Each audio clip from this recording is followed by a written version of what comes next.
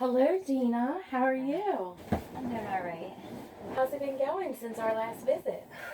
Um, it went really well Good. at first. I'll start like where we left off. So, do you remember last time that I was there? We were talking about, um, we were getting into arguments because I'm not feeling heard, and then I'm usually picking on him right when it's happening. Like when I walk in and he doesn't ask me how my day was, and he starts talking, I'm like, "You didn't even ask me how my," and I'm just so angry. Uh huh. So you had told me to, when we're not fighting, to sit down and bring up all the concerns I have Yes.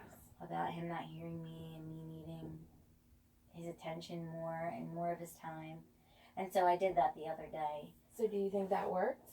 Yeah, I think it went way better than what's been happening. And that's a Great. totally new thing for me to try.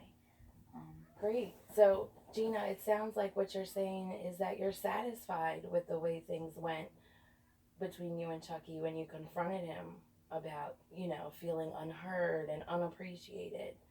You're definitely entitled to those feelings.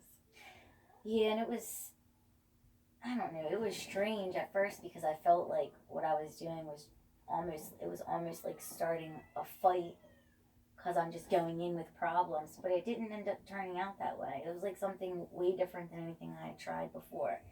And it wasn't so much confronting because that's what I thought it was going to be like, confronting. But I ended up being able to say what I had to say. And then he was able to tell me a lot of stuff that I really wasn't thinking about. Um, like about him being stressed out with work. And that's why his mind is,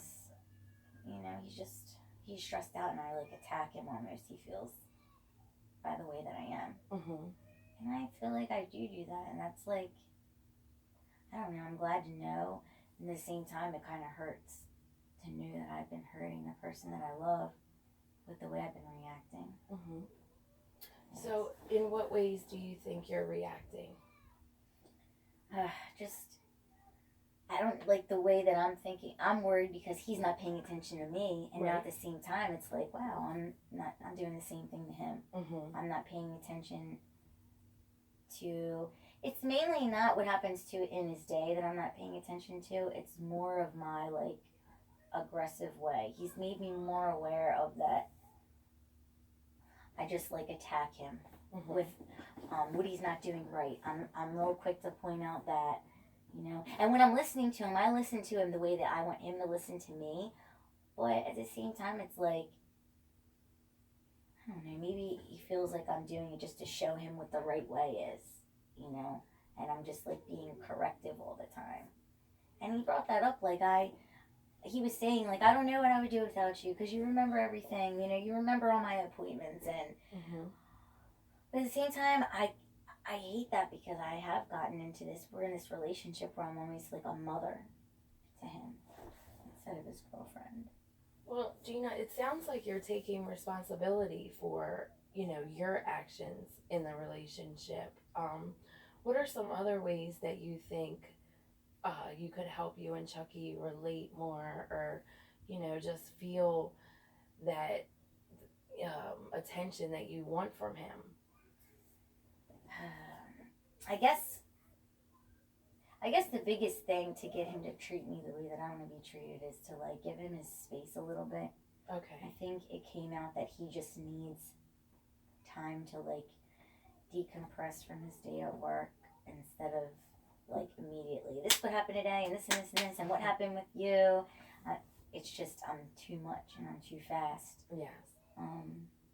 And so he just was saying that he needed some time. So we did come up with a plan. Okay, good. It was like when he gets home, instead of attacking him in the car, not attacking him, I don't want to sound like I'm that like that, but he just needs like silence on the way home. Right. He'll get his shower and then he'll have a half an hour after that to just do whatever.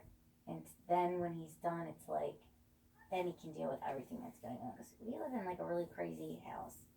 Crazy? What do you mean by crazy? Well, my roommate lives there and she's got two kids. Okay. A 2-year-old, a 3-year-old. Those are the young ones, and then she's got another son, and he's 12 years old. Oh wow! So it's a lot of people in the house. That puts a lot of pressure. It sounds like on you, Gina, and Chucky. Yeah, having all the kids and all that stuff that's going on, and all day he's running around at work, and then he comes right from that crazy environment to this crazy environment. But at the same time, I really feel like it must be nice. Like, I do want to give him that, but it must be nice.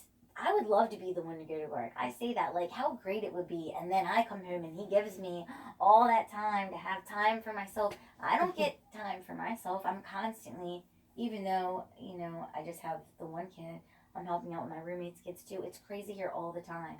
It's like asking him to do what he does all day at work and then come home and do it more. That's what I do. My day never ends. I don't ever get that break. Actually, now sharing that with you, I guess I never thought about it before, but like maybe that's what I need too. Maybe that's something that's missing from my life. Time for me. Absolutely. It sounds like you definitely need some, you know, time for yourself, time alone, time for you to get a break and regroup like he does when he goes to work. I think that's very important for you. Do you think maybe that's something you could discuss with Chucky and, you know, come up with a plan for that for you to get some time by yourself? I really feel like I need it, and I know I could bring it up. It's just like part of me feels so guilty asking for that because he does have the harder job. He is the one that wakes up at 6:30. We have to leave, and I take him to work, and it's all day. He goes. It is the easier job being at home with the kids. It's more like emotionally stressful because you never have time for yourself. But I feel like, is that fair? Like, part of my way of showing love for him is like to give him what he needs, but then at the same time I'm getting really angry because he's just not giving it back to me. So like I guess I feel really torn on that issue. Like, is it selfish for me?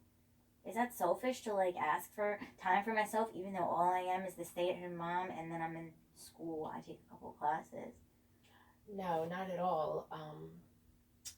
I definitely understand where you're coming from. Being a stay-at-home mom is very draining. It, you know, Yes.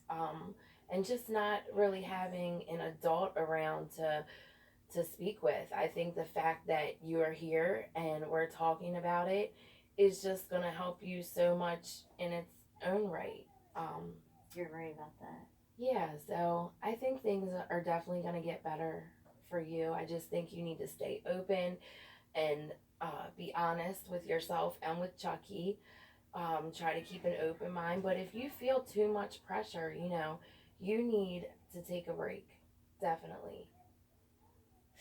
Yeah, that's a good idea. I mean, I really would like to have study time. The way that my classes are now, I take both my classes at night.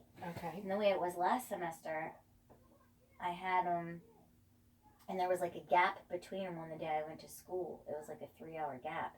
And I used that 3 hours to be able to do homework that I needed to do. And with the few hours I get during the week with babysitting and then watching my own daughter and everything that I have to do around the house, the cooking, the laundry, the shopping and stuff, I still could get a few hours together to do my homework, and then I had that time in between the classes. I don't have that anymore. And I'm really feeling the strain, like the pressure from that. Yes. So this sounds like something we could work on together. So for your next session, let's revisit this topic and see, you know, how things have gotten better, how things have changed. How does that sound to you? That sounds good. I always get a lot of really good ideas coming here. And you're right, like having someone to talk to.